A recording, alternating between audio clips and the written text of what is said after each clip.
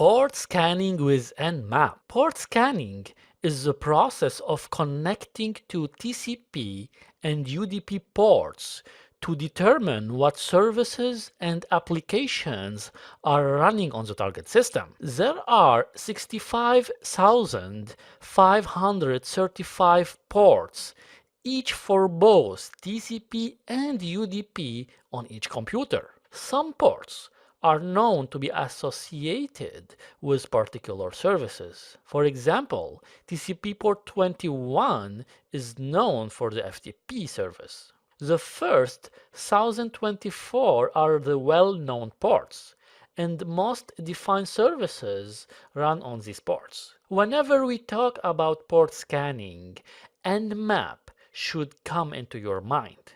The universal port mapping tool Nmap relies on the active stack fingerprinting. Specially crafted packets are sent to the target system, and the response of the operating system to those packets allows Nmap to identify the operating system. In order for Nmap to work, at least one listening port must be open, and the operating system must be known and fingerprinted.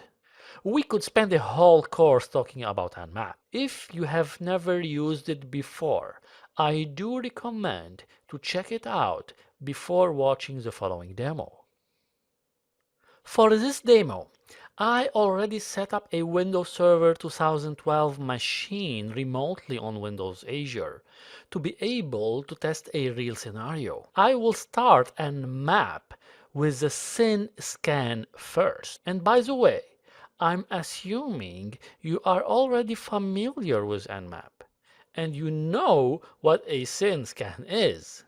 Okay, let me show it to you. So first, you start by typing the nmap command name, followed by the T4 argument, which specifies the speed that nmap will execute, where 1 is the slowest and 5 is the fastest. I have specified the -v option for verbose mode. After that, comes the -pn option, which tells Nmap not to ping to identify active system. The -n option means that no DNS resolution will be made. -ss flag, which means that it's a SYN packet type of scan, followed by the top 100 ports to scan. Then comes the max parallelism option, which limits the number of outstanding probes that are sent out. The -OA switch, followed by the file name, outputs the results to all format: normal, grippable, and XML. And finally, our target IP address. The SYN scan technique is often referred to as half-open scanning because you don't open a full TCP connection. You just send a SYN packet as if you are going to open a real connection and then wait for a response. If the response was a SYN ACK, it indicates that the port is listening. If it's a reset, it indicates it's a non-listener port. And if no response is received after several transmissions, then it means the port is marked as filtered. By checking the results, we can see that this server has 3 opened ports: the 21 for FTP, 80 for HTTP, and 443 for HTTPS. Perfect and accurate results. I love using Nmap. Now let's try another type of scan. The ACK scan, which is identified by the -SA switch. This type of scan is different than the others discussed so far.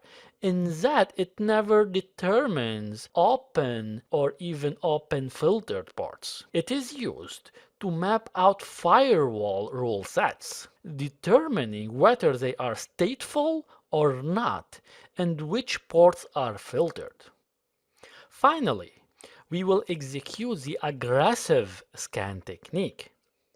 The "-a option enables additional advanced and aggressive options. Presently, this type of scan enables operating system detection, version scanning, script scanning, and trace route. You need some patience for the aggressive scan technique because it's going to take a while to execute.